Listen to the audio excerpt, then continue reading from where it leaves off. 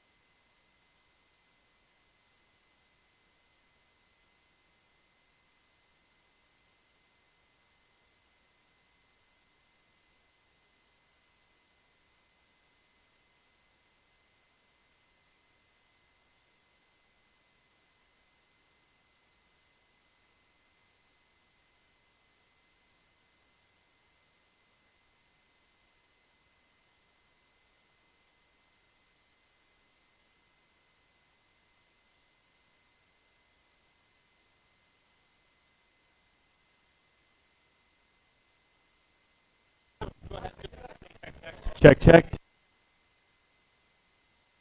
Check, check.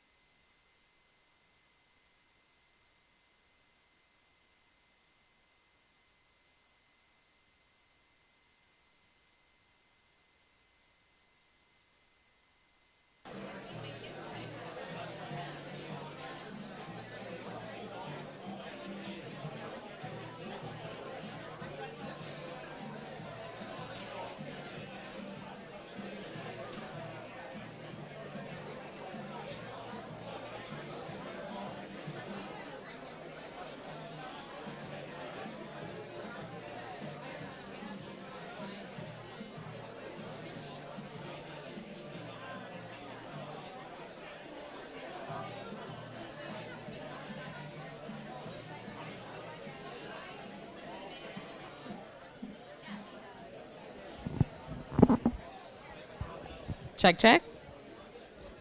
Okay. Hello, everyone. Welcome to Vendasta's first Ideas on Tap of 2019. How are you guys doing? It's a Friday night. We could do a little bit better than that. How are you guys doing? Awesome. First and foremost, I'd like to acknowledge that we're on Treaty 6 territory, homeland of the Métis. Are my slides almost ready, guys? Awesome. So, my name is Amy, and I will be your host today. That is the most accurate picture of me, mouth open, talking, hand, so we'll get a bit of that today. And I have to give a shout out to Mr. George Leith. He is Vendasta's CRO, and he runs a fantastic podcast called Conquer Local. There's great tidbits on how to sell. And George has taught me a lot in the few years that I've been here, mostly how to stand up here in front of all of you and not pass out. Did I go I went the wrong way, sorry. Okay, so a few housekeeping items that I have to go over. This is a 19 plus event, so I think you were all carded at the door. If there's any youngins in here, don't say I didn't warn you, you might be kicked out. Drink tickets are $2 each, and we take cash, you know, that paper and coin stuff no one uses anymore. Snacks and drinks are in the Sky Pad, which is just down that way in the corner. There are 2 bathrooms on this floor, on either end over there. In case of an emergency, which is very unlikely to happen, please don't panic, remain calm. If there's a fire, don't take the elevator, and the stairs are right there. And finally, please, please do not drink and drive. Okay, so every idea is on tap, and this month is no exception. All of our proceeds go to charity. This month, we're giving back to baby Emmett, who is awaiting a kidney and liver transplant. We are selling 50-50 tickets. Where's my seller at? There's Sherry, so make sure you buy some. We'll be drawing for the 50-50 at the end of the event after the last speaker, and you must be here to win. All right, so I want to give a quick little prezzo before we get into our speakers. I think that we do a great job at Vendasta with supporting local and events like this, but I think sometimes we don't define what we do and who we are as a company, so I want to do that for you today. Actually, last week, around this time a little earlier, we hosted our second Bring Your Parents to Work Day. So it was much like this. It was beautiful, it was chaotic, there were so many proud, curious parents, and our CEO, Brendan King, did a great job of explaining this, so this is my take on it. First off, say you want to try a restaurant for the first time, or a new restaurant.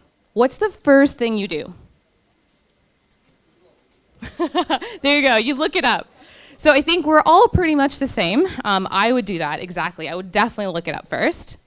And so there's a new cafe, coffee shop across the street. It's called Living Sky Cafe, not to be confused with Living Sky Cannabis. And before I went over there, and before the team started going to regular meetings at Living Sky, I did what I think all of you would do, which is I looked them up. The first thing I did was read the reviews. Should I go there? Yes. What's the best there? The coffee. And would I recommend it to others? I definitely would. Next up, because I am social media obsessed, I love Instagram and I'm proud of it. I look them up on Instagram. A picture really is worth 1,000 words. And finally, this is probably pure laziness. Instead of looking out the window, I wanted to check their maps listing to make sure they were exactly where I thought they were, which is across the street. Now, how many people in the room own a business? Okay, so there's quite a few of you. So I feel like you know that doing all of that I just showed, listing, social, maps, reviews, it's not easy, it's not instant. That's really where Vendasta comes in. So we build the tools, the technology to help business owners get it right. And the one thing that I don't know if we do a very good job at explaining or making sure everyone understands is that we don't sell directly to businesses. So say the Living Sky Cafe, or even the cannabis shop, wanted our help, we wouldn't sell to them directly. Our platform is what you call white labeled. That means it can be rebranded into the colors, logos, icons of whatever company chooses to use us. So here's a better way of explaining that. There are three main components in this scenario. The first is Vendasta, us, all of us in the room. We're primarily a technology company full of very smart developers, and we build the tech, the software, the products. We then sell those to our partners, and those are agencies, media companies, telcos, radio, banks, essentially anyone.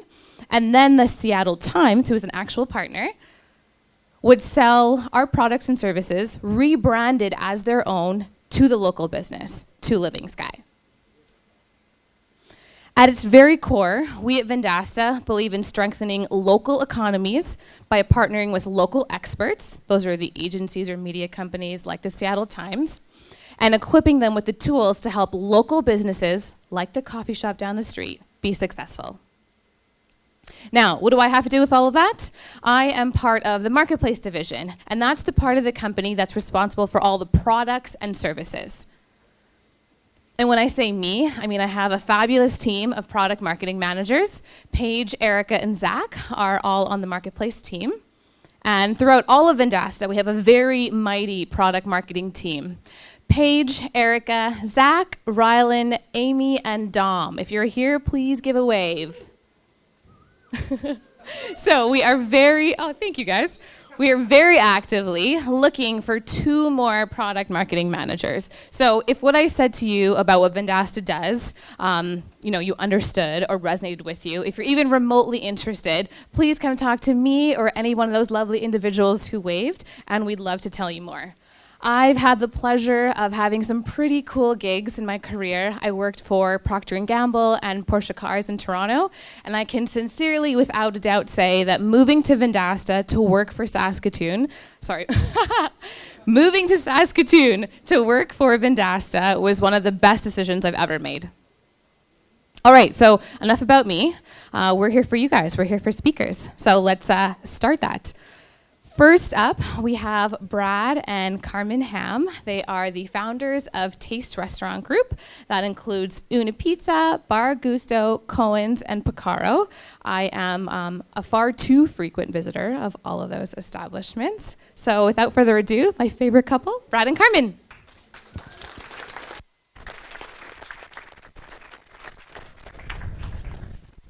Thanks, Kate. Thanks, Amy.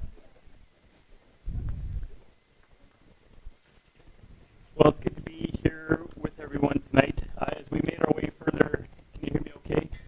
Sorry, not hearing me. Another mic. I was so excited about the Britney Spears mic. Is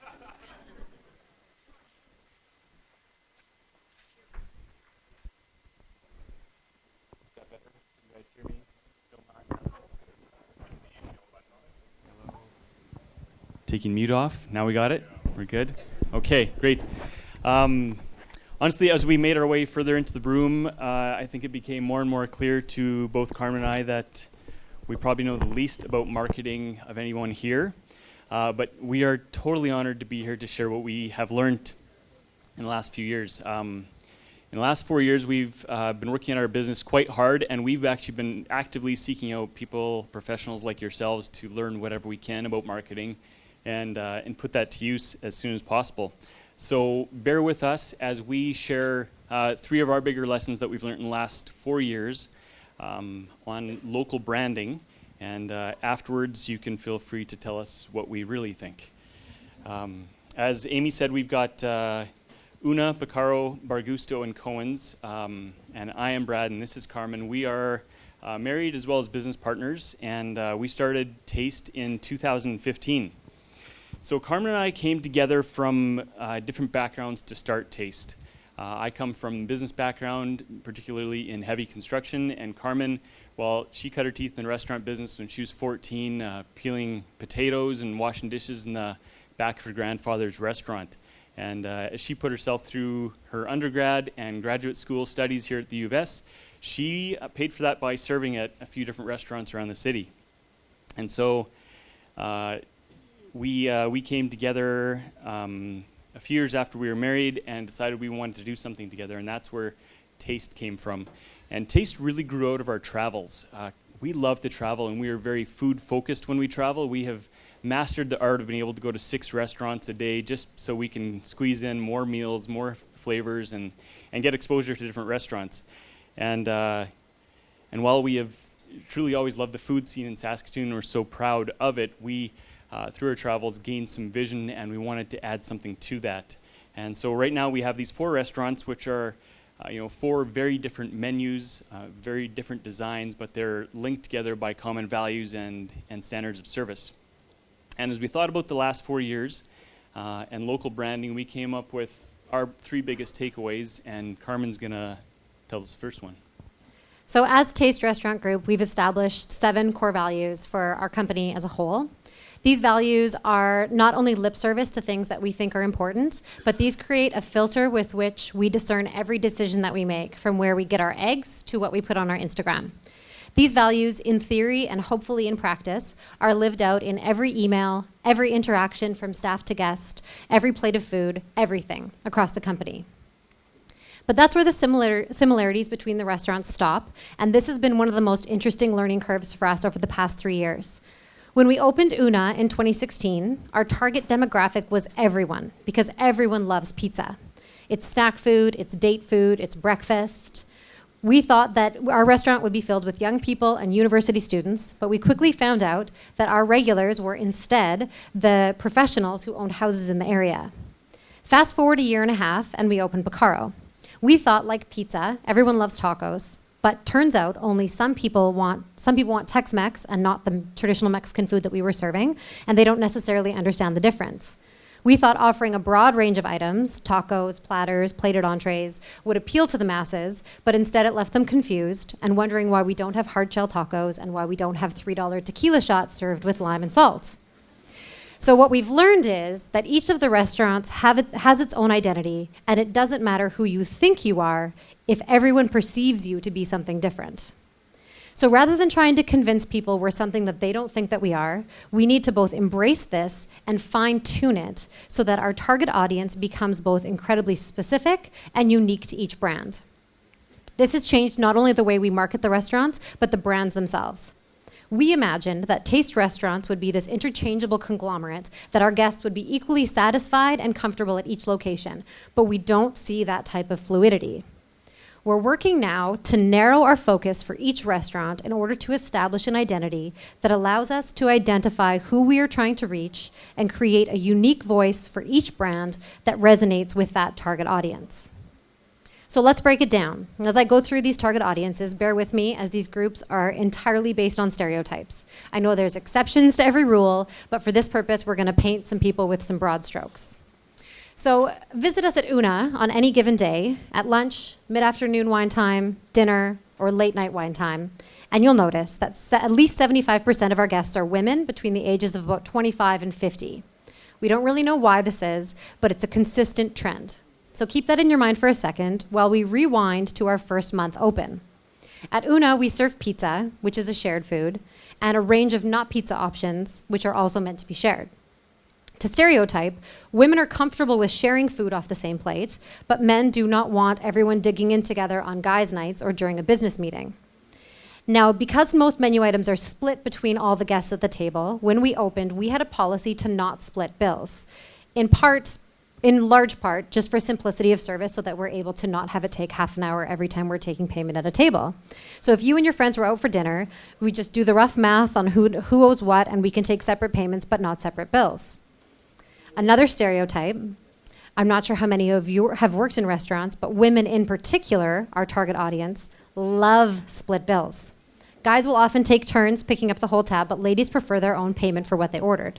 It seemed really simple for us, but we had almost a revolt, and a lot of people found this really offensive. So within the first few months that we were open, we immediately identified our target audience, and we've used this knowledge to adapt our policies, to define our menu choices, to determine where we spend our advertising dollars. The list goes on and on. Una sees more reservations than the rest of our restaurants combined. Una has the most washroom stalls of all of our restaurants and is the only place that has a wait to get into the washrooms. Una sells very little beer, but you would not believe the quantity of sangria that is consumed on our patio in the summer. Some of you may have been there. Una opened with a steak on the menu that sold just a handful a week, but we sell upwards of 300 kale salads every week. All of that because most of those are to Amy Gill. Yeah, that's true. All because our target audience is women. So briefly, we're going to touch on the target audience for the rest of the restaurants.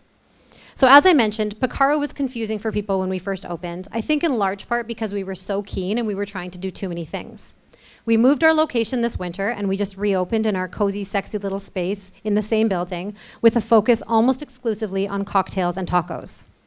Despite our expectation that everyone would appreciate our unconventional take on Mexican food made with local ingredients, our target audience is a very narrow group of discerning foodies, aged 25 to 50, male and female. These are people who travel, who like and almost prefer to try new things, and they want to try them first. This means our menu needs to be fluid, keeping the faves, but retaining interest with new and sometimes bizarre items. Our Rogue Tacos, which are a rotating taco that changes every couple of weeks, has been one of our top sellers, and even more so when there's something unusual like beef tongue or tuna poke. This target audience likes to take pictures of their food, so plating and presentation and drink garnishes need to be on point. They are interested in learning about unique ingredients or nerding out on the difference between tequila and mezcal. They are discerning of the atmosphere and like clean urban settings, so the decor, lighting, and bathrooms need to be intentionally curated, delightful, and bonus points for something unexpected.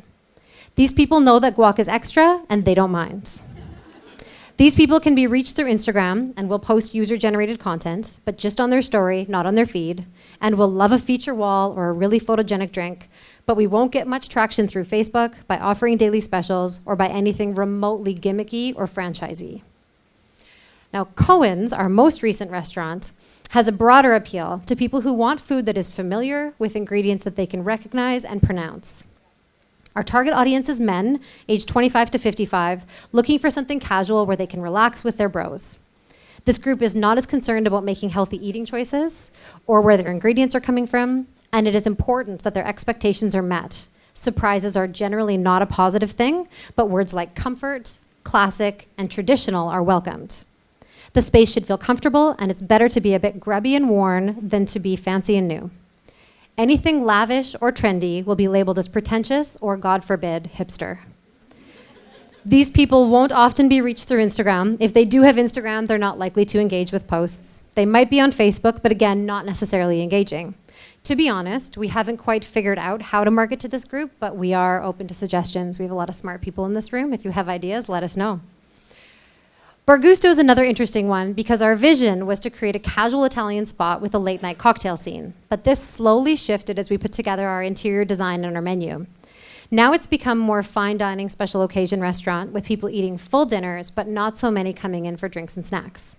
We're surprised to see on a given night that there are tables with young families with toddlers, girls' nights of all ages, dates and double dates, and office retirement parties. And as Brad said, we don't have all the answers, and our work on the identity of Bar Gusto is actually a part of our project for 2019 and trying to figure out who that target audience is. So 2 weeks ago, Carmen and I were on a bit of a dream vacation, at least for us, traveling through the Caribbean islands via boat was something that we've always wanted to do. So we had the opportunity to come up 2 weeks ago, and we had some friends, both of them with 1 foot into retirement, who had been practicing boating in the Pacific Northwest for the last 10 years, and they finally took the leap and bought a boat big enough that they can cross oceans with. They're going to cross the Atlantic Ocean this May.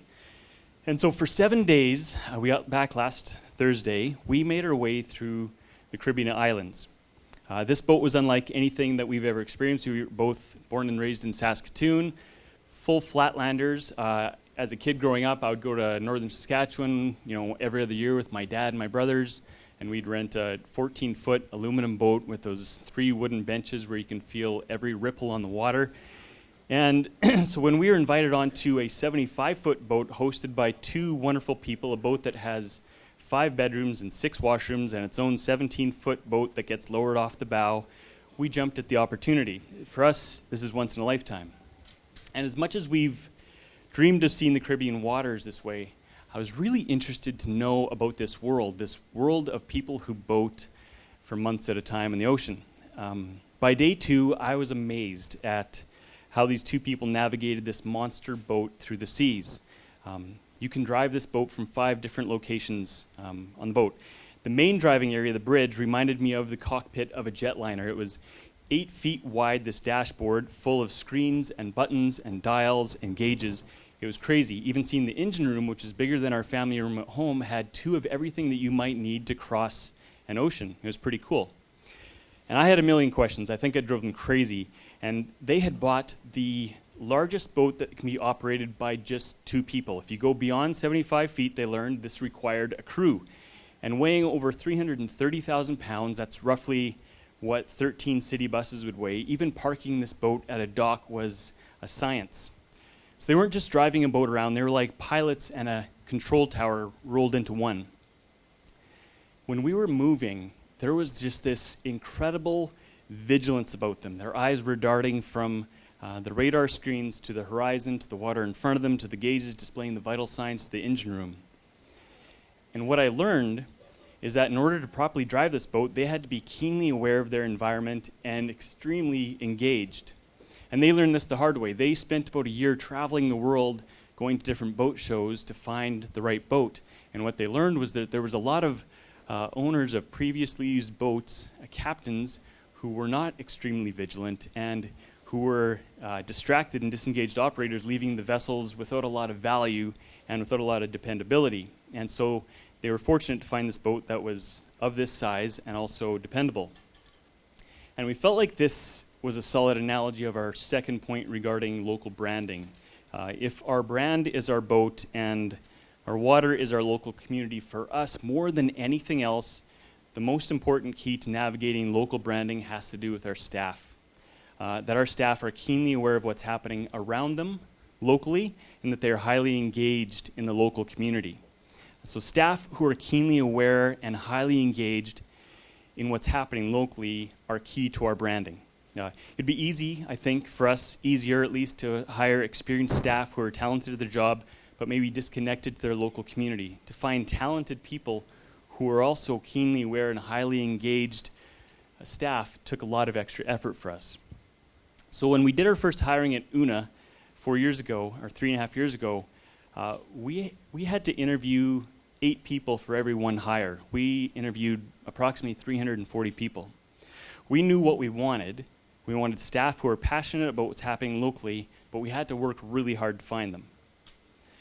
And our staff are wonderful. They are smart, and they are diverse, and they are talented, and they are passionate about local. We love sending them out to events like Lugo and Taste of Saskatchewan because they add value wherever they go. They push us to be authentic locally and to engage in our community. They're amazing ambassadors. And like captains on our boat vacation, our staff are hyper vigilant navigating our brand in our local waters. We noticed something very cool when we hired for our second restaurant, Picaro, that instead of having to interview 8 people for every position, we interviewed 3 for every hire. It was getting easier. When we hired for Gusto and Cohen's, we didn't really even need an interview process, and we could have hired almost every applicant.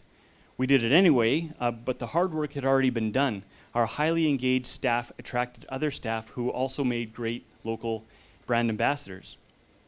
Staff who are keenly aware and highly engaged in what's happening locally are the key to local branding. So here's what we would say is a takeaway to that point, that it's totally worthwhile being ridiculously thorough with your hiring process in order to find local brand ambassadors. And I include the word ridiculous there because we've been accused of being ridiculous with our hiring process numerous times over the last few years.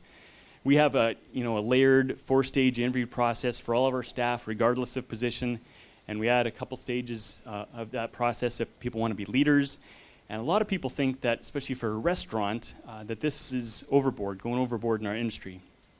But the staff who are aware and engaged respect this hiring process. They understand that if we do this with everyone, that they'll have a team that they love to work with and whom they can run with. So by the time a person makes it through the hiring process, really they've got 80 new friends by virtue of also being keenly aware and highly engaged people. And when you have 80 staff who are all aware and engaged in what's happening locally in the city the size of Saskatoon, I think you have, as an organization, a chance to be embedded in the community where the brand not only reaches far, but it goes deep. Last point, and then I think everybody can get more beer. Still with me? So 2 of our values that I mentioned before are sustainability and servanthood. For us, we believe this in large part is what sets us apart in the restaurant industry, that this isn't just business, we want to make the world a better place. Sustainability for us means having a lasting business model that can go the distance, but also to reduce our footprint on the planet. Now, this is much easier said than done. It's one thing to have a compost container beside every garbage can, but it's another thing to teach each person to separate items between compost, recycling, and garbage, and then to monitor that that's happening consistently with staff turnover. It's good in theory to get biodegradable takeout containers and compostable straws, but you put your money where your mouth is when you realize that they're 5 times the price. But these are the values that we have both personally and professionally, and this can't just be in word. This has to be played out in practice every day, every time, even if it's harder or more costly or more complicated. Once you establish your identity, I skipped. Wait, there we go.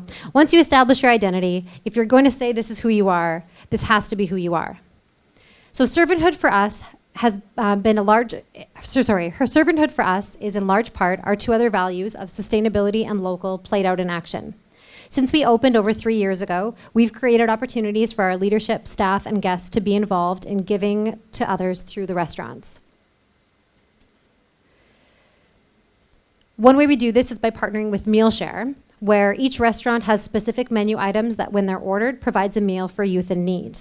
Our staff get to see this process from start to finish as they recommend the MealShare items, encouraging the guests to be involved by choosing these specific items, and then volunteering with MealShare, making breakfast at a community school for hungry kids that would not have had a breakfast before school without this program. We were one of the first restaurants in the city to sign up with an organization called Food Renew, which is run by volunteers. They pick out extra food and they pick up extra food from restaurants and they bring it to shelters to feed the hungry. We have a variety of water-related sales throughout the restaurant that donate all profits to Water First, an organization that provides clean drinking water to Northern First Nations communities.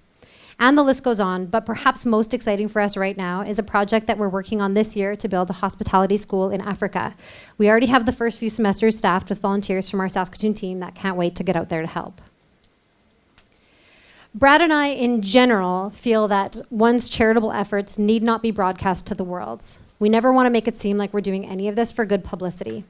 But with the restaurants, we make an exception, as we have seen firsthand the buy-in from staff and guests for these projects.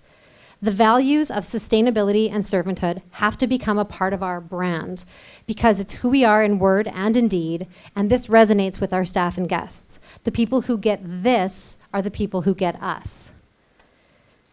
Embed your values into your brand in such a way that it defines your identity and attracts and engages like-minded people. We have an avenue to create opportunities for people to make a difference and give back and be a part of something bigger, more than just pizza and tacos and pasta and beer. And that's everything we know.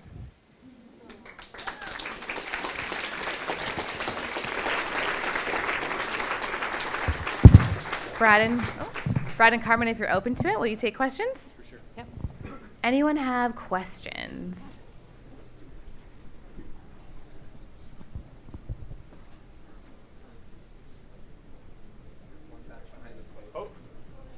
Back over here. Oh man, I can't throw that far. Question?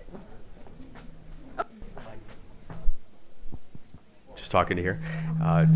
Just a quick question for you guys. I was just curious, when did you guys... You're watching. I watch. When did you guys get the realization that you really had to work through your employees on the ground? When did that happen? When did you go, we really need to hire better? We need to find quality people to represent our business? We knew from day one that we didn't have all the answers, as with our marketing experience here today.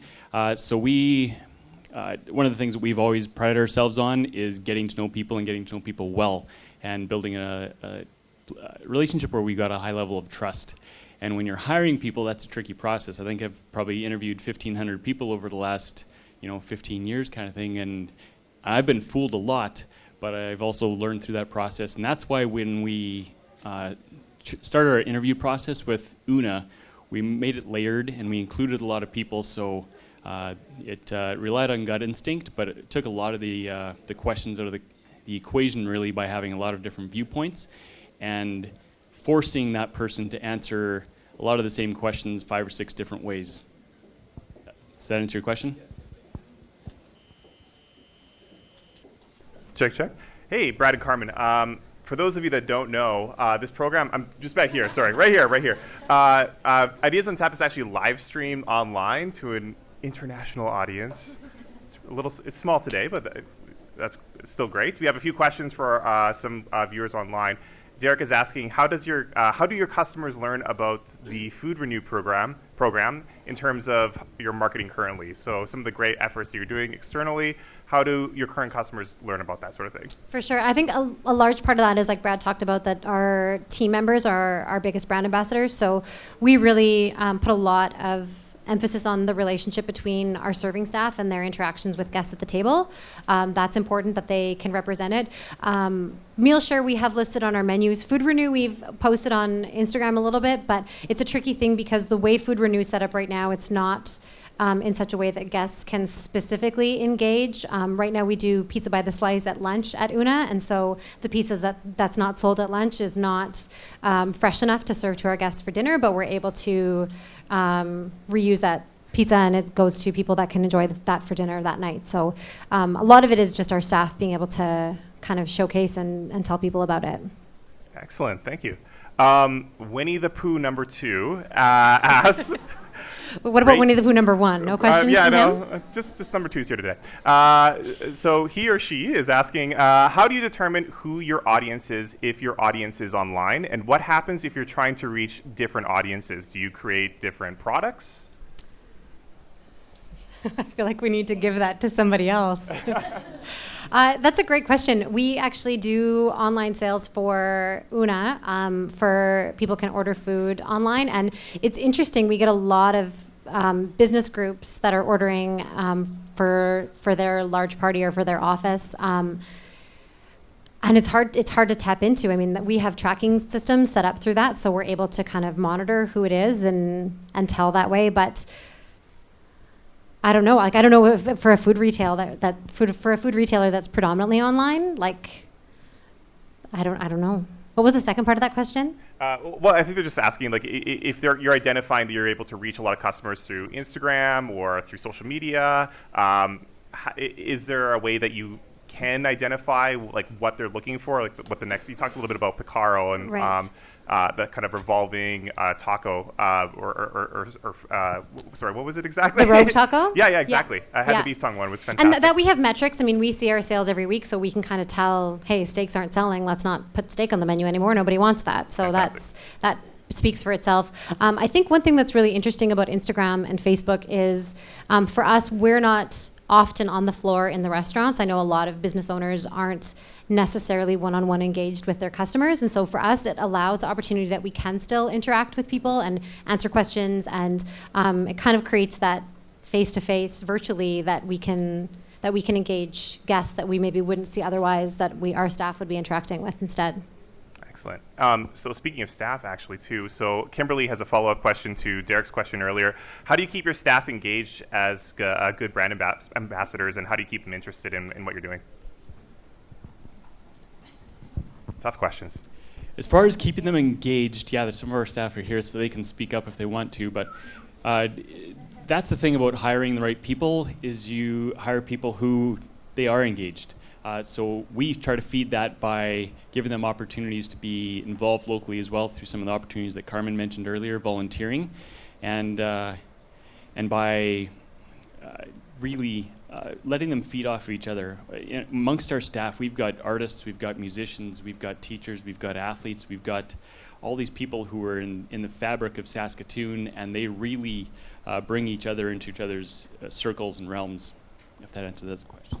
One of our questions in our first interviews is always, what do you like to do for fun? And that, maybe of all the questions, is one of the most telling, because you can tell when people are passionate about their life outside of work that they're going to be passionate about their life inside of work. And so we want people to have a really healthy personal life that they have a lot of hobbies or they have a lot of interests. It not only shows that they are engaged people, but it also creates a really interesting dynamic within our staff. And if you're going as a guest in a restaurant, you know that you can talk to your server at one of our restaurants, and they've got all kinds of hobbies that they're happy to tell you about, which is pretty fun. Excellent. Any other questions for Carmen and Brad? Throw this around. Oh.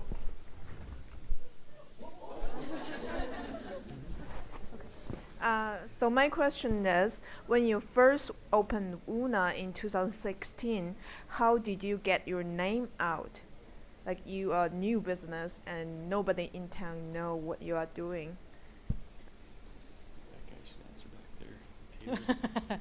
back there. We were lucky to partner with the owners of Una in Calgary, and so we had a little bit of traction because people had been to Una in Calgary, and it's kind of this cult classic out there. So that was a little bit of buzz when we first started. It's funny because on the frontage of the building, we really wanted it to be discreet. And I don't know if you've been to restaurants in LA or Vancouver, and some of them don't have a sign on the front, or they just have like an arrow or, something really kind of cute, and you got to kind of look for it. So that's what we started with at Una, and people weren't finding us, and the sign was too small and it wasn't lit up at night. So we kind of had to learn from that we had to work a little bit harder. Another thing that's been really big for us is we are huge fans of guerrilla marketing. Again, like I said, with Instagram, that's one of the best ways for us to be able to one-on-one engage with guests and be able to answer questions. But we have, with Picaro, we've brought churros around to different places. We brought them here. If anybody got to try them, that was last year, I think. We've brought pizzas to all of our neighbors on Broadway. So it just is a chance for us to take the product that we're selling and actually bring it to people rather than expecting them to come to us. And then we get to answer questions and meet people and kind of hear, have you been to the restaurant? Let's tell you about it. So it was a lot of work, for sure. Does Brent have a question? One more question, sorry. So you mentioned a bit of a pivotal shift in the type of customer that you were targeting, or a bit of a different understanding of who you thought your target audience for certain restaurant brands was going to be, and then you ended up finding out that the customer that frequented certain establishments wasn't who you originally thought they were going to be.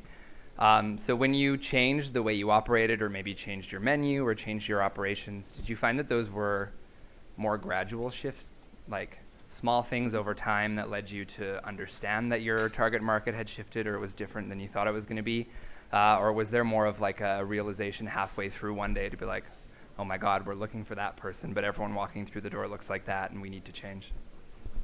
There's no question. We, like Carmen said earlier, when we opened Una, it was pizza. So we thought, who doesn't like pizza? You're crazy not to like pizza. So we thought everybody'd be about that. But our style, the way our room feels, the way our service style is, the way that food is plated, the type of food, the local ingredients, it changes what pizza means to a lot of people. So yeah, Brent, our learning curve was really steep, but we made incremental changes because we weren't super confident who our audience was until, I would say, probably a year in.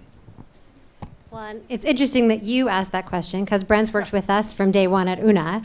I think that probably our staff and our leadership would say that we made a lot of changes in a very quick amount of time, and it was a lot to have to process. So we're working on that.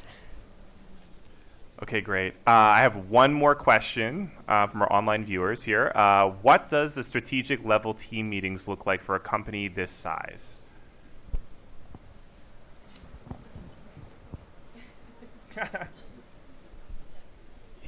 We just opened our 4th restaurant 2.5 months ago. In a lot of ways, we still think of ourselves as a one restaurant company. When we first started Taste, we knew we wanted to get to 5 and 4 in short order. I think we have, in terms of strategy, we have been force feeding our leadership like drinking water through a fire hose kind of thing. It's been aggressive growth, especially because we had plans a couple years in the works before we actually opened the business. And so for them to come on board, and we opened up Una, and 8 weeks later we had a real estate deal going on for Picaro. There was a lot going on, but strategic meetings for us, we've learned, has had to mean for our leadership, feeding them in bite-sized pieces, but often, so that they can take in what kind of growth and expectations we have for them. and we learned probably the hard way that we can't force feed them too much too fast. So that's been our growth plan, and we've promised them that we will not open any restaurants in 2019, and so far so good. We hope to regroup for the next year, build more strategy for the next 10 years, and then hit it hard next year. Excellent. Well, thank you so much, Brad and Carmen. Another round of applause. Thank you.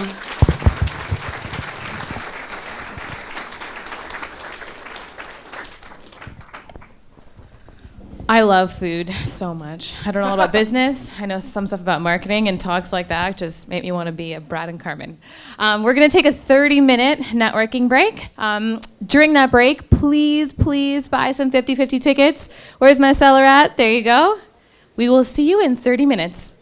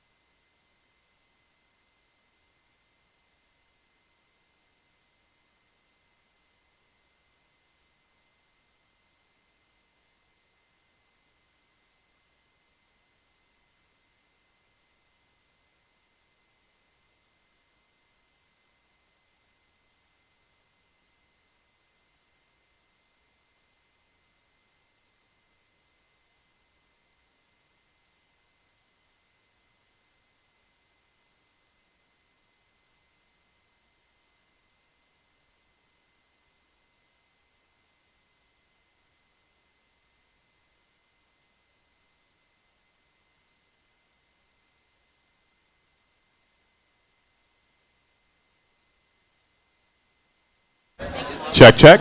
Hey everyone, we're gonna get started here in 1 minute. 1 minute warning, so everyone grab a seat. This is your 1 minute warning. Thank you. 1 minute. 1 minute.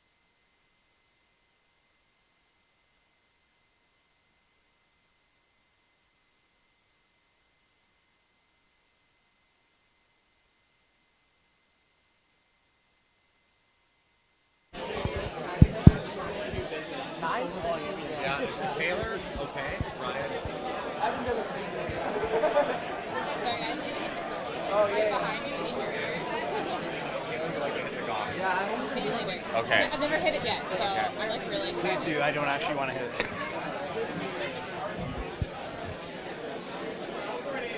Yeah? Ready?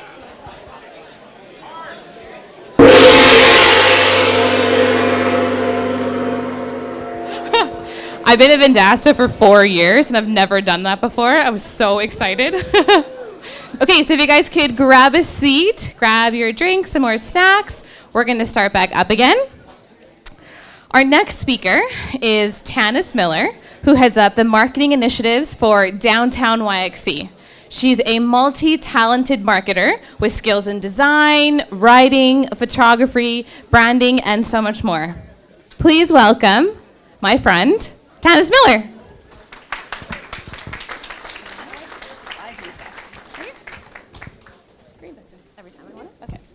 Thanks, Amy. Hi, everyone. I'm really excited to be here at my first. I've actually never been to one of these events before, but I'm glad that I get the chance to speak at my very first time, and I'll obviously be coming back to check out other speakers. It's really cool to see what other people think in terms of marketing strategies and all sorts of things, because really there's nothing that's like either right or wrong. It's just kind of like pivoting and shifting and trying different things and whatever works for the particular brand and company. So anyways, it's been really cool to hear the speakers so far. I am going to talk about brand personality. So kind of going to use the Downtown Saskatoon brand as a case study of sorts. So I work for the Downtown Saskatoon BID as the Marketing Communications Coordinator. Just a little bit about myself. I studied communications in school. The first bout of education was in psychology, and I really started to realize that there's really not too much difference between psychology and branding and marketing if you're doing it right. It's all about connecting with people, and this particular topic that I'm going to touch on with brand personality, it's very it's similar to what makes us all different as people and why we gravitate and like certain people over other people. So brand personality is what is important in a brand. But before you define your personality, I'm going to kind of talk about what we do at Downtown Saskatoon and how we effectively reach our audience based on all of our objectives. So it's kind of hard to differentiate your brand when it's all encompassing like the downtown bid, right? Like, we are a business improvement district who deals with a lot of property owners and business owners.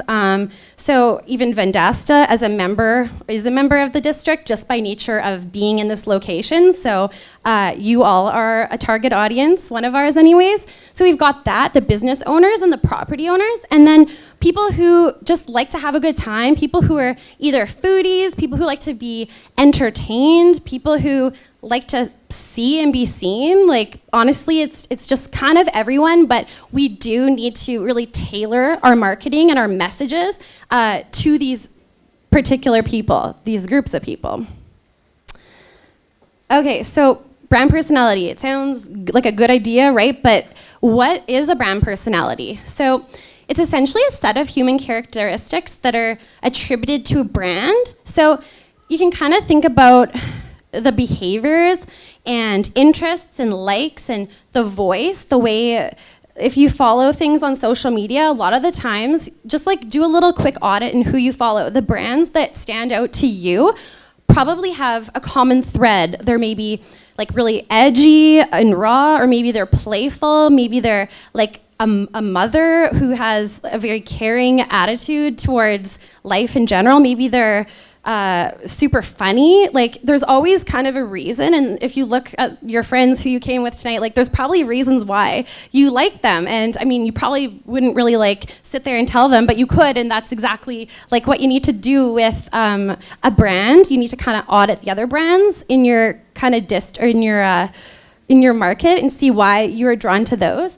So it's also something to which the consumer can relate. Okay, so if you're relating to something, you're going to automatically feel comfort and trust in that brand or person. So if you can really let your guard down and focus on what makes you relatable to your audience, that's going to really help tremendously. So brand personality is also something really important because it increases the whole brand equity by having a consistent set of traits that the consumer enjoys. So it's not only something that you can relate to, but it's something that you genuinely enjoy. So if you enjoy consuming content based on value, like you're getting a lot of value out of something, which is really probably why you like any brand. It all comes back to delivering value. Okay, so why I kind of touched on that, I guess, but why do you want brand personality? Like, why is it so important? So it's important to attract these groups of people, obviously. If you didn't have a brand personality, I hate to hate on the old brand, but downtown Saskatoon really needed a facelift. This is before my time. It was lackluster, right? Like, I don't really think that there was any sort of defined set of traits that this brand was looking to kind of convey at all. I mean, a little bit corporate, a little bit maybe snooty and stuffy. Like, I can't say for sure because I wasn't around at that time, but even just looking at the signage, like, looks a little bit dated. And, you know, when you have a brand that kind of is weak in that regard, it can lead to people not valuing the brand without even realizing it. Like, you can be missing the boat on all of, like, for us, we probably might have not engaged the Swank shoes or the Sticks and Stones or the Cool Vendasta events. Like, we wouldn't have reached those groups of people effectively because they couldn't relate to us. But now we have a set of brand words that we abide by, and it's not even just that when we decided to rebrand, we didn't say, let's sit down and talk about who we want to be. Like, who do we want to be? We just knew what we were, and then we strived to achieve these things. So we already were open, and that's based on, like, you know, being open as in, like, come on down, like, this is for everyone. But it's also like the skylines and the nice open nature of Saskatoon's, the city of Saskatoon is a little bit different than the hustle and bustle of, like, Toronto or Vancouver, or Winnipeg even. Like, there's lots of different ways to look at open, but we already were open, so we just defined ourselves in this set of words. So inviting, so, you know, there's, if you want to go to the symphony, it's date night, it's Valentine's, it's a staycation, whatever it is, we are inviting. So everything we do also lines up with inviting, us to be inviting, upscale. And again, not like in a snooty way, but in a way that is a little bit aspirational. So that's another thing that's really important in branding. If you can be something that really inspires someone else to be a little bit better, or something that someone wants to be, or something that kind of inspires someone else, it's going to be more effective when they want to come to your they're going to want to come to your place or your district. If you're kind of aspirational. Vibrant, we're nice and vibrant in lots of ways, and the colors, our brand colors are all very vibrant, but so is the things that we do and the events that we host in our district. That's a big one. Urban, so a lot of people do hate on, like, there's a homeless problem, there's panhandlers, and that's a whole nother topic, obviously, but like anytime you travel, take a look at other downtowns. It's just part of it, and we are inviting the fact that everything that is urban is real, and it's not like we're perfect by any means, but there's a little bit of an element to that kind of urban edginess, and we just own that, and that's part of our brand, and we know that. So we're not trying to be something we're not. And then colorful, of course. We have a lot of vibrant colors in our district, and we like to showcase those in a lot of ways. So then, we defined our brand. We sat down with Creative Fire, actually, which is where I came from. It was cool because I had a heavy hand, not a heavy hand, I guess, I don't want to say, but I did have a large part of seeing that whole process from the ground up. So from the partnership all the way to DTNYXE, what we know of today, it was neat because it kind of seemed like we were constructing a person. You start with a skeleton, and then you kind of build them up, almost like a foundation of a house. You're not going to worry about the interior design or the pillows or the paint color if you don't have a strong structure. So that's kind of how I thought of seeing that whole process come together. It was really, really interesting. And then I started working for Downtown Saskatoon, and I think that I had a bit of an advantage because I felt like I knew this brand, like the back of my hand. So everything that we do now falls in line with this structure, this person that we've built. So enter DTNYXE. We now, finally, we have a new facade, a little bit of extra signage, looks a lot better than what we had before. I mean, we don't have an endless budget, so we could probably go a lot crazier, and there's a lot of really impressive wow factor facades out there. Station Studios, Dean did this signage, and looks really clean, and I think it really speaks to our brand in a lot of ways.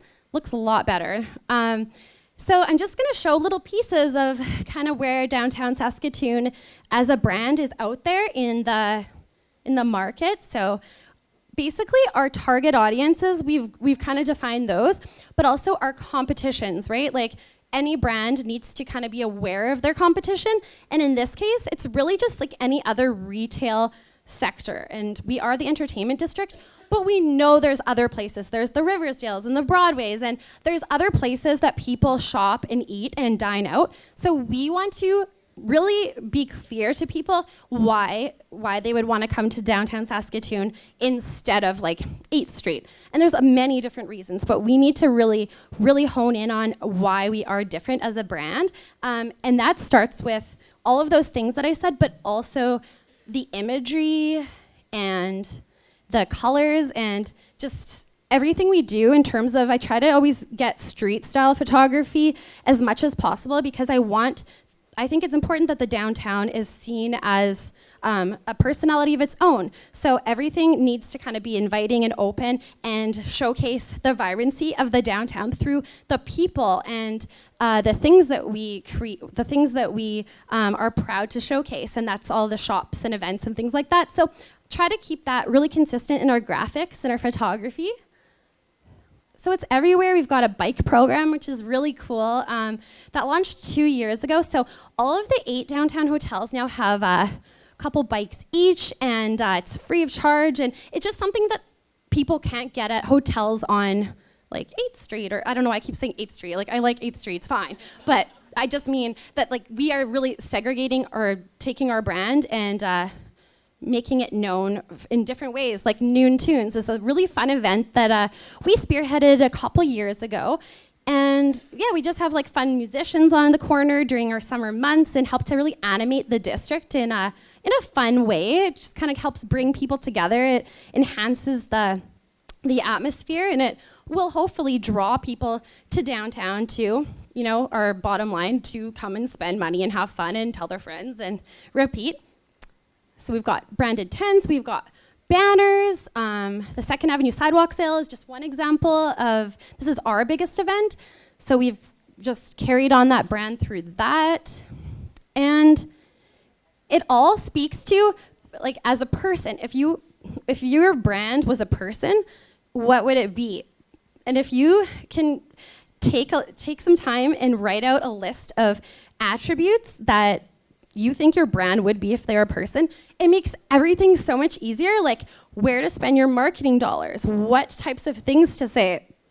You can know that, like, it'll be your friend. You need to know that person, like, that's your brand, like the back of your hand. So then when you make your Instagram captions, when you make your stories, when you book an ad in Flow magazine or wherever, you know exactly what your friend would like. Because in real life, you probably would. For your birthday, your friend's birthday, you'd buy them a present, and you're like, I know exactly what they like, right? So if you get to know your brand as a person, it makes it a little bit easier. So, I mean, there's lots of things that downtown Saskatoon could be, but I do think that it's important that we recognize that one of our segments are people who really enjoy a balance. So work and play is important. They could be male or female. I don't think that matters at all. They're sophisticated, but not snooty, right? They're professional, probably. They're influential. So if they're, eating out at a cool restaurant, they're at Aiden or wherever, they're telling their friends, and those friends are trusting them. So they're influential, they like to see and be seen. That's the whole point of going out for a lot of people, and this is a place where you come to go out. They're, like I said, probably professional and stylish, exciting and adventure seeking. Is it Amy from Vendasta, maybe? Yeah. So yeah, no, Amy is a perfect example. I grabbed this shot and I was like, this is way better than stock photography. This is someone that does not only work downtown, but she is all encompassing. She's the downtown brand in a lot of ways. And it doesn't have to be just Amy. Like she's not like the mascot of downtown, but like maybe she could be. So we've narrowed down what is a brand personality, why it's important, but how do you get it? Like, we understand the whole core principles, but how do you do it? So, I think you just need to really make a list of all of the brand words that you think your brand is based on the offering and the unique kind of value proposition that you can offer. And that really leads a lot into pain points, which is everything has to do with solving someone's problem. And it can be really as simple as being funny. Maybe someone really enjoys, if I'm gonna go really a deep dive into something like a brand that is simply like a meme Instagram account or a Facebook account, if you're following it, the pain point is because you do enjoy being, humored and you like laughter. That's probably a dumb example, but every little brand has a personality and words associated with it. So coming up with that muse or brand persona, whatever you want to call it, like the Amy, the list there, if you know that person, you've got your list of words, you've got your person that suits those words and fits in with them, you can really have an easier time marketing your business and knowing where to spend those marketing dollars. It's also really important to define your brand's aesthetic, so colors, imagery, the whole personality can easily be captured by photography. So knowing what your brand is and basing your photography off of that is really important. So yes, that is everything. I mean, there could probably be way more. I want to limit it a little bit, but does anyone have any questions? Any questions for Tanis? Oh. Yes. All right. If you could pinpoint one thing about what was the hurdle that you had rebranding downtown Saskatoon. What did you see was the biggest thing that you had to overcome? I think that one of the kind of sticky spots would be training people to realize that it's not called the partnership anymore. So you would not believe how many people are still like, oh, are you the partnership office? Like they'll like open the door. It's like, no, and you can't be rude and be like, no, it was 2 years ago. We need to switch our name. But honestly, it's like so hard to get people to realize that it's downtown Saskatoon now. I would probably say that. My colleague would probably say other things, and there is probably other things, but and also just knowing the brand. Like Creative Fire did brief us with a whole branding guideline, so how to take those branding guidelines and like use them through everything, and it does get easier over time, but I think that would be something tricky since it was a new brand, so yeah. I think there was a hand over here. I have one too. Okay, sorry. for sure. So do you think that a brand can have more than one personality? So there are brands that often talk to many different people or have many different segments of customers. So in your talk here, you identified a brand that may have like one key demographic, but Right. can it have multiple, and can it be general enough to target many different people based on their expectations of that brand? What are your thoughts? Yeah, it's kind of like, again, like a person and the psychology behind people. Like, when you're at work, you kind of turn on your professional side that maybe like toned down. It's a different side than your roommate will see. It's a different side than maybe your family would see. I don't know what all of your sides are, but you probably have other sides too. And it's just like a brand. I mean, like I did list all of those character attributes for a muse, the person, the little sketch, but it could be that those people or that person doesn't need to be a certain age, maybe a little bit older, and there definitely could be some other attributes that other people can resonate with too, not just like someone exactly like that. So I do think there is room to have a few muses or personas, for sure, but they can't be a totally different personality, obviously. Yes, Tyler? First of all, Tanis, I love you. You're I love you amazing. too. So what's the unique challenge representing a district where you're a personality of a district, but you're representing multiple businesses? So what's the challenge you're asking? Yeah, or? what's the challenge? Because you're Right. not just you're representing Yeah. businesses in your district. Yeah, that's a really good question. So one way that we try to reduce the kind of ambiguity of having like 1,000 different brands under one, that was when I first started. I had to kind of like think like, how am I gonna effectively use social media as a brand and not all of these brands? Because it would be so muddled if I was, taking photos and posting them from inside all the different shops and stuff. It might be confusing to someone who's just looking at a feed if we're gonna speak about social media, but I do think that we make it a little bit easier when we have events or things. We'll kind of try and educate our members by providing them with like simple, tangible things like banners and posts, and kind of like when we do sidewalk sale, we want everybody to have a good time in our event and do well. So we provide them with pieces of media that they can use. So that kind of helps gel everyone together uniformly. But I think speaking as a district, we can kind of highlight all of the different places in our district and kind of, have fun with it and say like, Congress is really like fun and vibrant and lively, and it's a little bit spunky sometimes. That's one example, but you can kind of find all of those traits somehow within all of the brands. So hopefully that made sense.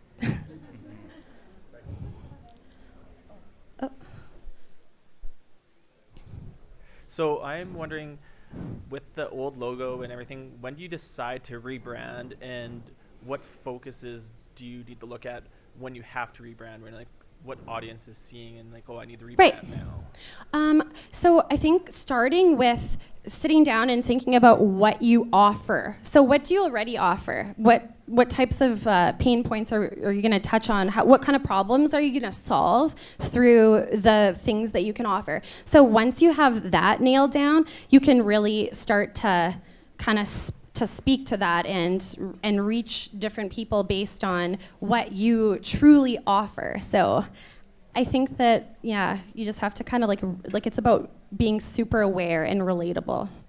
Okay, sorry.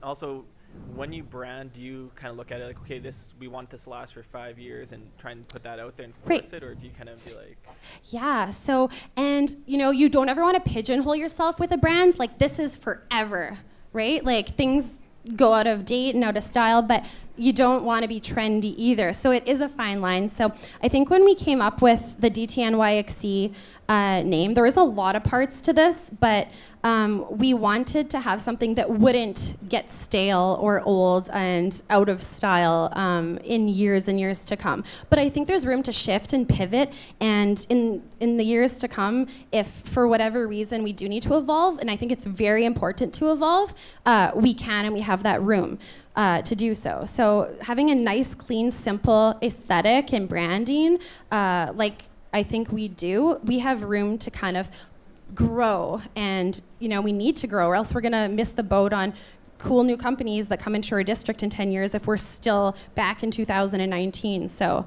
it's all about kind of like tailoring your voice and stuff, but keeping your aesthetics and your logo the same is also very important, because you don't want to be known as that business who's switching their logo all the time. Like, that's not ever going to be a good idea.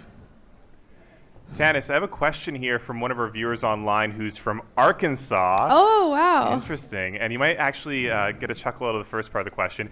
Is Saskatoon a tourism destination? And with that, with tourism comes the ebbs and flows in a business model. So if it is, I'll let you answer that. How do you plan your marketing around that?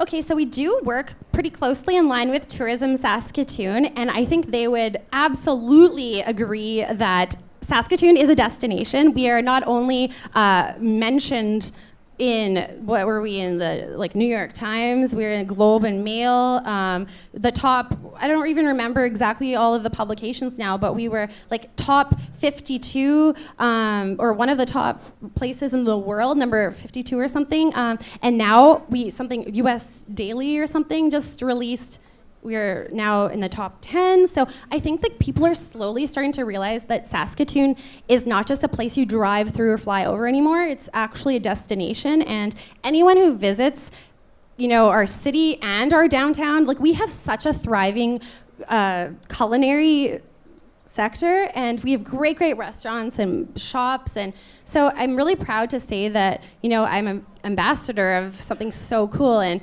I bet you that Arkansas dude would totally agree with me if he came here. He actually messaged us back here. He says he can't wait to visit. He should. He should stay at one of our downtown hotels. He can ride a bike. So the second part to that question was about the ebbs and flows of tourism and dealing with tourism. So. Right. Yeah. So there's ebbs and flows for sure, and so we're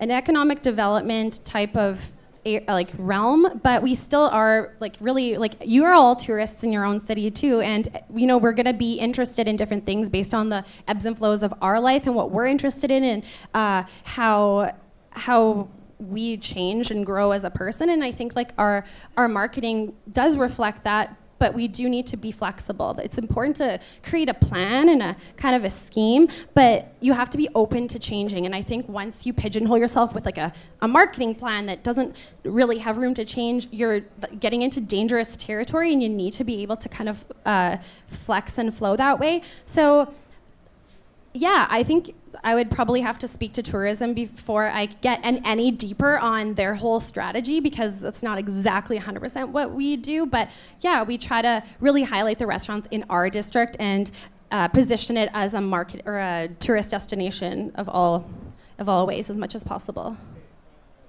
Okay, last question here. Okay, so I have a real question. So you talk about districts. Yeah. It's obviously a competition.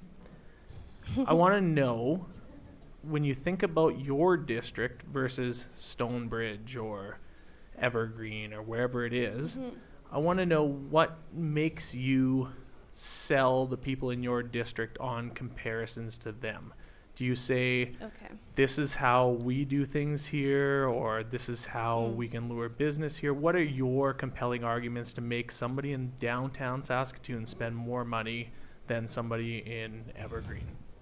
Okay, so bringing it back to our list of words and our persona, what would the Amy like, right? So does I'm gonna stop saying your name, sorry. But honestly, it's about like downtown in any city is always gonna be the downtown. Like you can build like the crap out of Stonebridge and like good for like those, that's really great like to see. Really great. But there's not going to be anything like like downtown is like the place to go. It's the heart of the city. It's the place, like no matter what, it's going to be different than a new area. Maybe without, like it's good. We've got, like I said, that urban grit. We've got a lot going on. It's always going to be buzzworthy. It's where people work and shop and play. So I don't think it will ever lose itself to a new developed area. And yeah, we're looking now at some really cool, exciting projects. Like maybe one day we'll get a downtown arena and that will like further help us. I don't know for sure if that's gonna happen. Please don't ask me questions on that. Can't speak to that. But I'm just saying we have lots of cool plans and wish lists that will really continue to segregate downtown as, or separate it as like a really true entertainment district. And I don't think that anyone can compete with that. Any other questions, or that's it? We're cut off. I think we'll have to move on, but thank you so much, Tanis. A round of applause. Thanks so much. Fantastic. Thank you.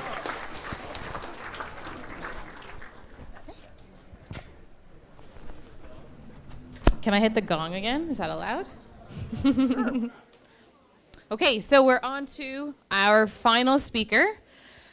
I am ashamed to say that I did not know this speaker prior to this event, and I'm kicking myself because after reading her bio, she is an absolute powerhouse, Shayna Linden. She is the founder of Ride YXC Cycle Studio and a member of the Saskatoon Police Service, among many other things. Please welcome Shayna.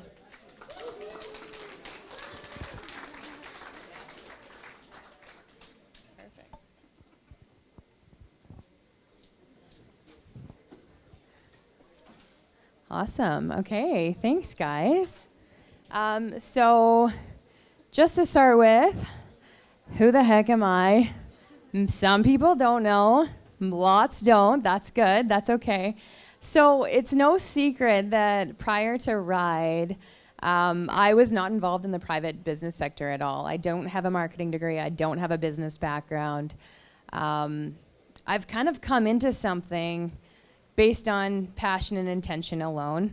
And with that, I do not proclaim to be an expert at very many things, specifically in this area. This is something where if you're gonna take a trip to Mexico and you wanna go to a certain resort, you're gonna ask your friends who went to that resort and they're gonna tell you, and then you take that as gold versus what you read online. I'm gonna tell you about that.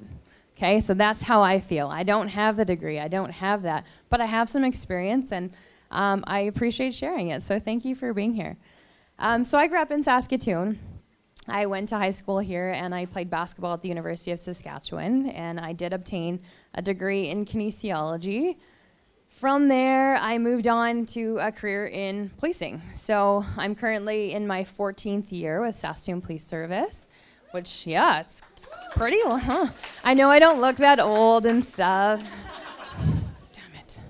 Yeah, it gets old. And my husband and I have 5 kids. I should also add that in as well. Yeah, right? That's my like true accomplishment.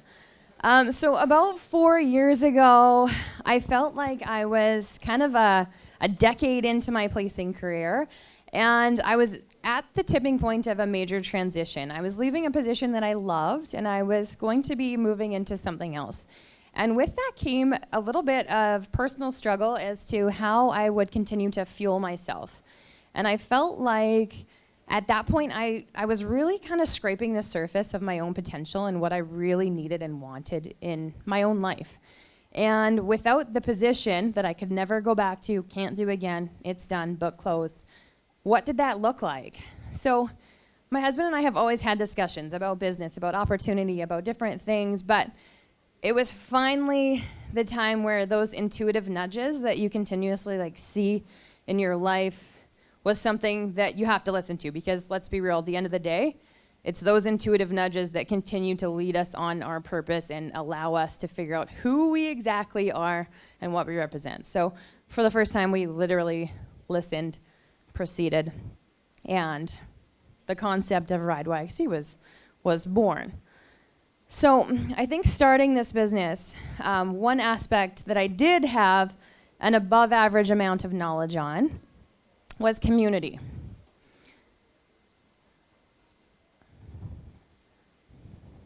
Community. Ta-da. So very people, I feel, have experienced our city in the ways that I have or that other police officers have. Sometimes it's not something that we like talking about, but to be quite honest, the need and the levels of trauma that I've seen are something that I can't actually put into words. Fortunately or not, I have a high level of understanding of mental health, domestic violence, intergenerational trauma, poverty, childhood sexual abuse, drugs, gangs, racism, you name it. Where most people might have a specialty in a certain area, I kind of feel like police officers see a little bit of everything, and that's kind of where I'm coming from. It's a very humbling and helpless position to be in, but at the same time, it gave me a perspective of community different than anywhere else I would be able to gain that level of knowledge from any textbook, any schooling, any degree. As a police officer, I found that the best way to get through to people, to talk to people, to get them what you needed them to do, was to find common ground, to share with them, to do my best to relate, to be authentic, to show empathy in order to better understand what they needed or what they were seeking. And ultimately, those are the skills that I've taken with me. So during the past 4 years, when you relate those circumstances to building a brand, I find myself continuously relating back to those similarities.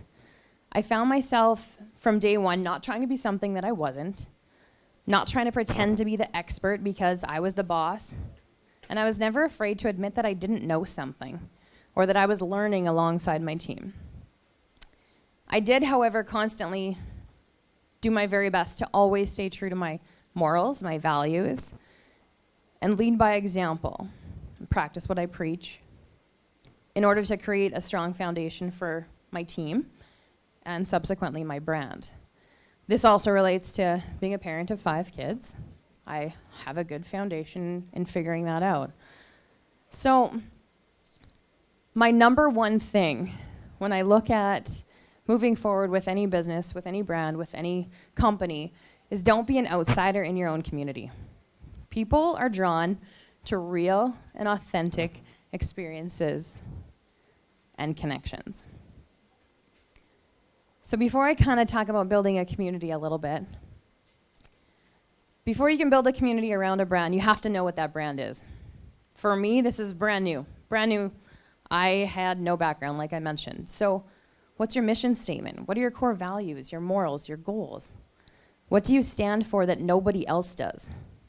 What cannot be bought or measured with money, like integrity or sincerity? What type of people do you want or don't you want? Because I thought, I want everybody. I want anybody, right? Like most restaurants, I would assume, like everyone. We want everyone. Everyone, come on. But get specific.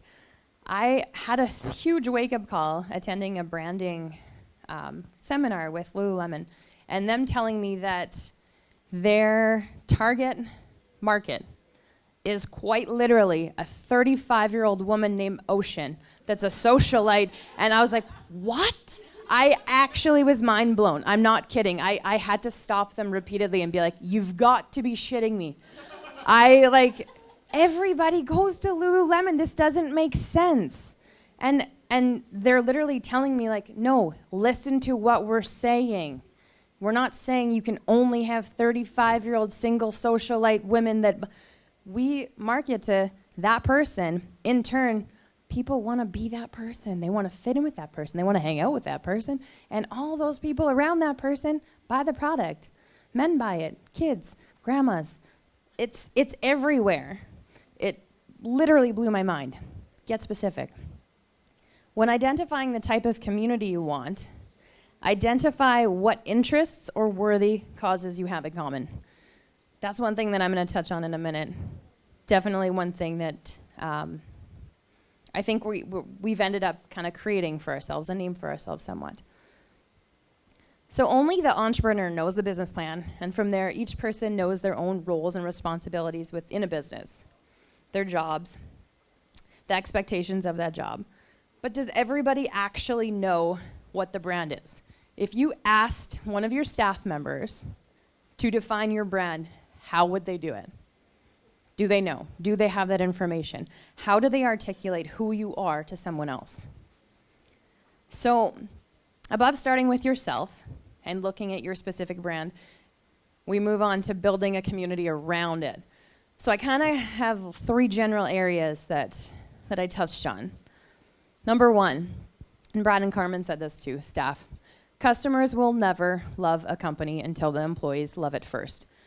100%, this is through and through my number 1 piece of advice before starting with everything.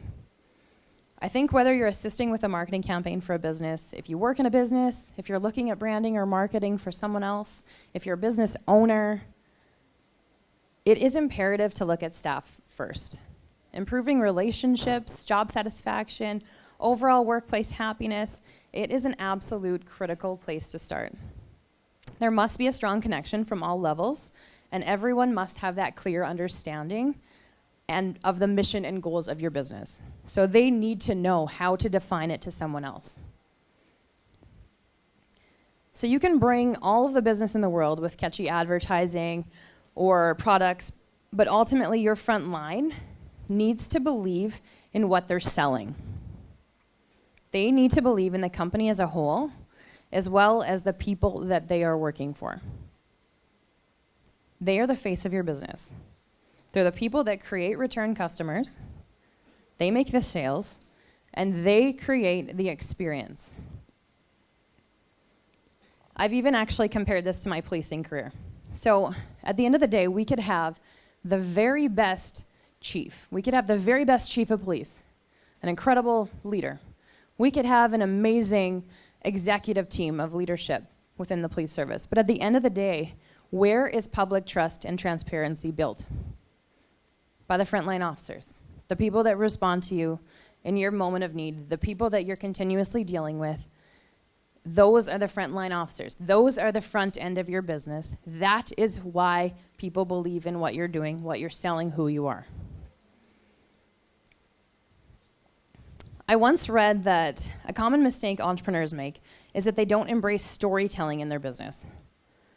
Consumers and employees want to know who the heck they're working for, who they're buying from, and they want to know what the foundation is. They want those real and authentic experiences, and it creates a level of buy-in that cannot be bought or sold. So encourage vulnerability amongst all of those frontline employees, workers, faces. It's not easy to share about our darker times, our challenges, our failures, but ultimately, who the hell wants to hear from anybody that hasn't done that? And if they say they haven't, they're lying. It creates a different level. When we include the challenges and the triumphs, it unites us. We become united in our experiences, in our shared experiences. And when we include how we rise after we fall, we create a different level of connection and belief in one another. So number 2, our customers and our clients. Stop selling and start building a community. The new way to sell is to get your customers to do it for you by providing authentic and emotional connections. A branded community is not the place for you to constantly promote your products. Communities that thrive are the ones that provide a platform for customers to connect with one another. You need to give them something to talk about. When we're training our staff at RIDE, we really try to drive home the importance of delivering an experience and not a product. There's that age-old advice that customers may forget what you said, but they'll never forget how you made them feel, and that rings true for us. It's something we still believe in. It's crucial to go above and beyond, establish what value people are getting, and invest resources into creating a stellar experience that gives people true connection and belonging. Ultimately, customers are people with many different needs, interests, and responsibilities, and a true, strong, community-based brand builds loyalty by helping people meet those needs.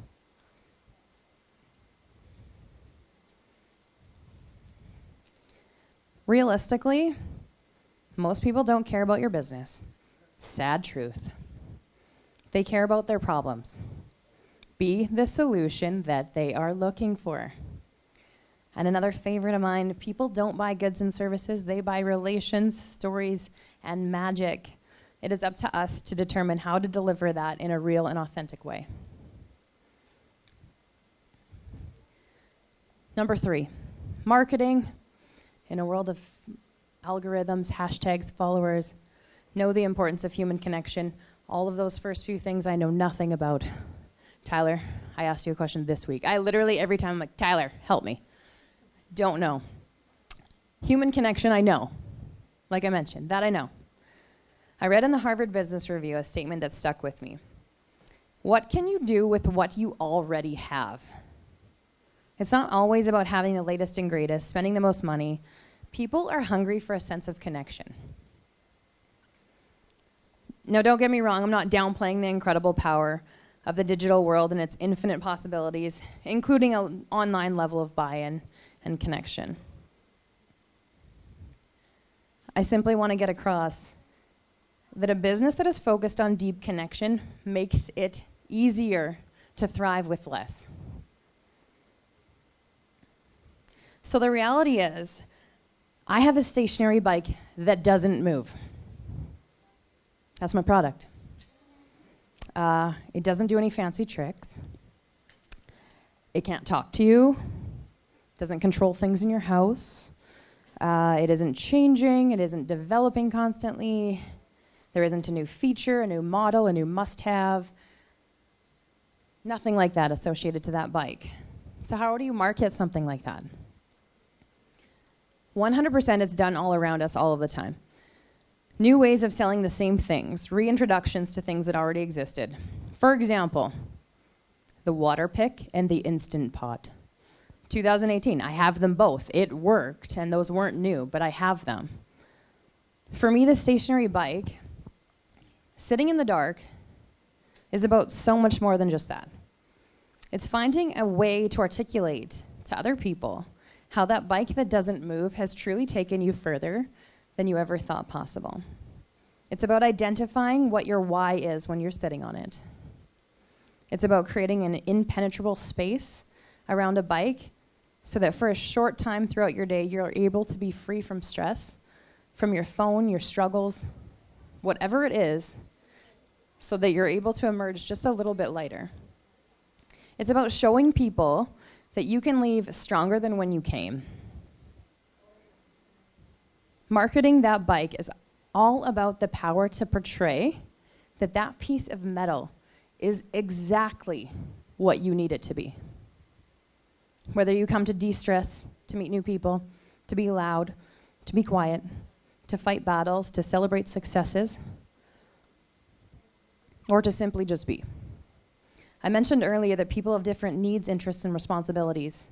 It's about showing them that that bike that doesn't move can help them meet those needs. So everything about marketing that bike is about manifesting connection, which we know is a basic human need, connection with yourself on a deeper level, connection through supporting those around you, and connection with people and community causes through initiatives that give back to other charities and nonprofits. It's that feeling of being a part of something bigger. The reality is that RideWaxy Cycle Studio has not given over $60,000 to local charities and nonprofits. We have simply created a space for like-minded people to come together and attend those events with that cause in mind.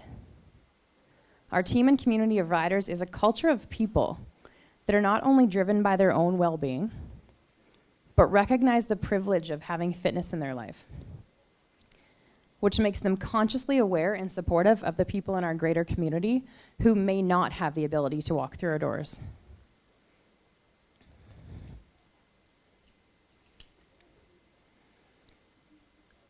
I believe that RIDE is constantly thinking outside of the box, outside of the realm of traditional indoor fitness.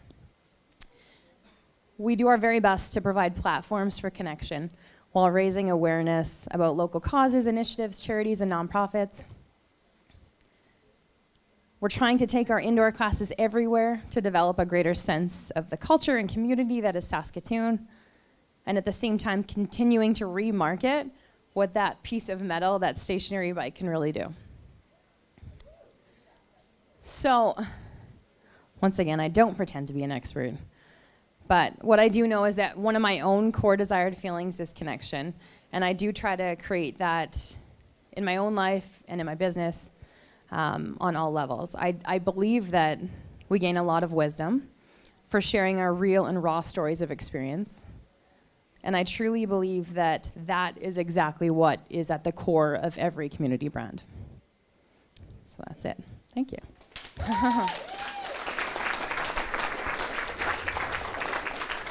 Excellent. Thank you, Shayna. Any questions for Shayna?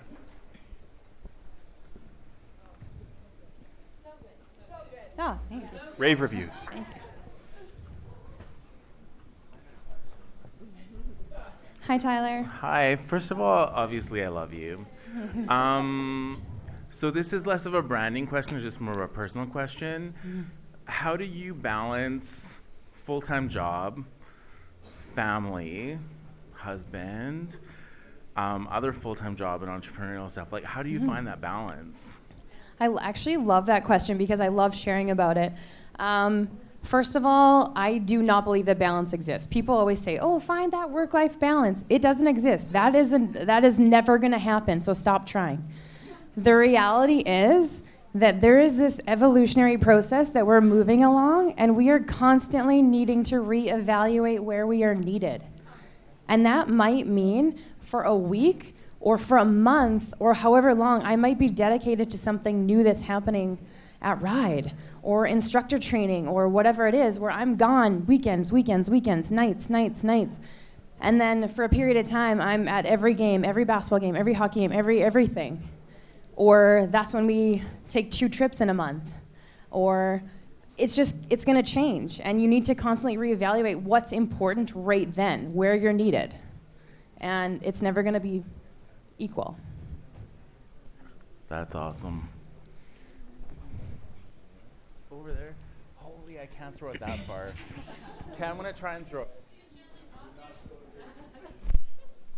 Oh. Oh. That is $4 gone down the drain. And we were trying to win a baby over here, and you wet all of the tickets.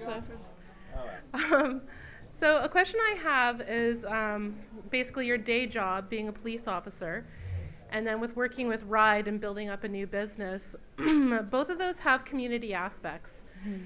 And how do you sort of balance the community work that you do as a police officer and the community engagement that you do as as a business owner?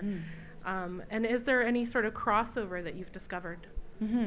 So for me, prior to, or actually right at the inception of RIDE and creating RIDE, the position that I was leaving was a school resource officer. So I worked a straight day position. I worked in 15 schools that were assigned to me, high school and elementary.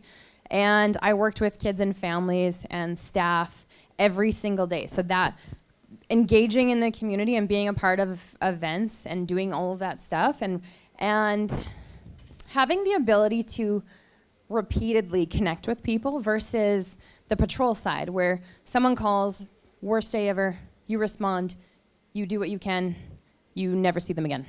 So I was working in a position where I was seeing the same people. I was seeing their processes. I was helping with it. I had a level of satisfaction of being involved in their lives.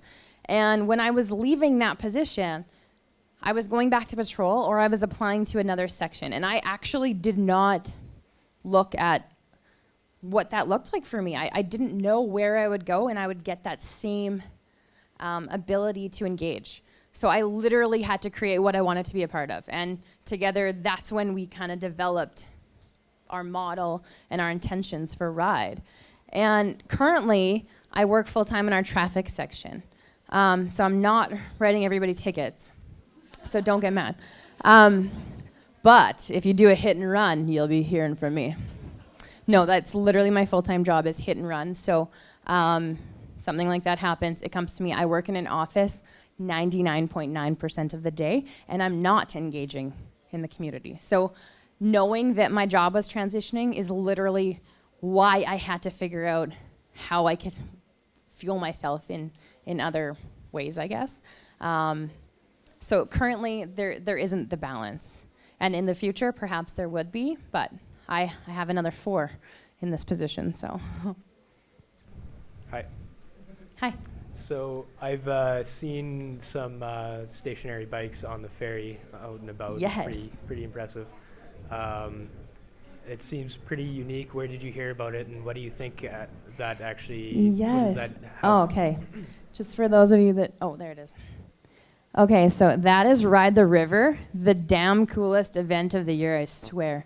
Brock would kill me if I didn't give him credit for that. Yeah, right? Okay, that was Brock. No, we literally we're constantly, like I said, we have a stationary bike. It doesn't move, it doesn't do any tricks, it does nothing. So how do we continually engage people? How do we engage a community? How do we create a community? And how does that continue to grow? What does that look like? Well, sometimes it literally means getting out into the community. And yes, our bike doesn't move. How do we make it move? Where can we take it? We can put it on the back of a truck and we can be in the Pride Parade and do a spin class on a flatbed. We can haul our bikes onto the Prairie Lily. And yeah, and it's the best day ever, right? The best. So open bar downstairs, people rotate up and do a class upstairs. And then there's like literally sea-doers like pumping and dipping beside us, like woo! It's amazing. So yeah, just continuously reinventing how we don't just draw people in, but how we can get out even with a bike that doesn't move.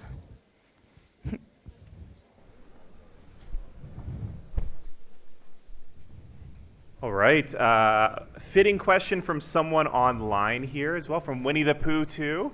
Oh, again. And maybe you don't have the answer here, Shayna, but here she's asking, what advice do you have for people who want to build an online community? An online community, you know, it doesn't differ that much. And I'm no expert, once again, but I know that every time that we deliver real and authentic connections and people and experiences and we share that, people relate to it. They buy into that. The second there is like a sniff of inauthentic fake people or fake experiences or people trying to portray something that they're not or hiding all the other aspects of their lives, whatever that is, you don't connect to that. You don't relate to it. So I think in building any community, whether it's online or in person, by being real and authentic, that's the best way to connect with the people that you want to connect with. Great answer. Anyone else? Any other questions for Shayna? Okay, great. Another round of applause. Hey. Thank you, Shayna.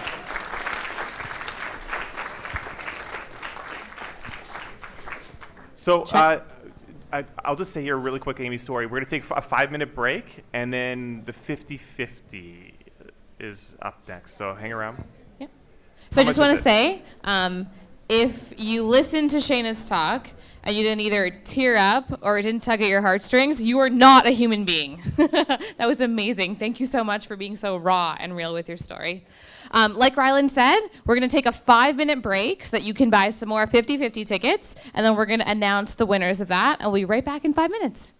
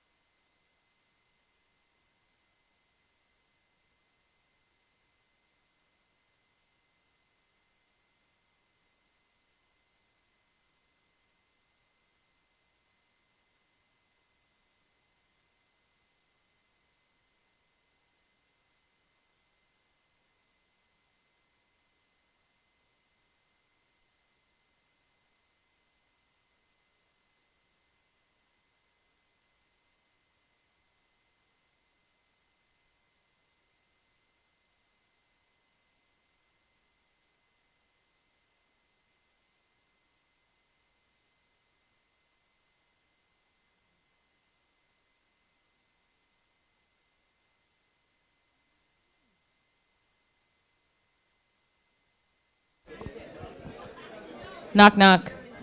I don't have a joke. I don't have a joke, just kidding. All right, so it's time for arguably the most exciting part of the evening, where you could potentially win some money. I'm going to introduce Katrina. She's our amazing marketing coordinator who puts on and plans the majority of this event.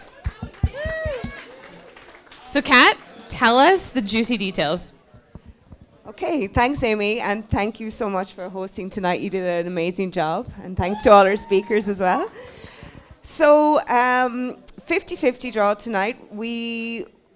The 50-50 is $110. That's the amount you're going to win. So everyone get ready and get out your tickets. Also, I just had a quick count of the drink ticket money tonight, and we raised over $300. So that's over $400 for baby Emmett's transplant process. So that's great news. Do you want to pick one? Go for it. Or should we get someone else? So I'm reading this number. Okay. 0061726. We have a winner? No? 0061726. Nice!